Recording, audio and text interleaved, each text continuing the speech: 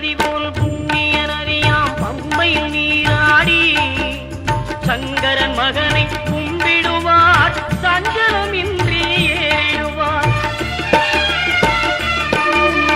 நீலிமலை ஏற்றம் சிவபாலனும் ஏற்றிடுவார். காலமெல்லாம் நமக்கே அருள்காவலராயிருப்பார். தேகபலம் தா பாதபலம் தா தேகபலம் தா பாதபலம் தா தேகபலம் தா என்றார்.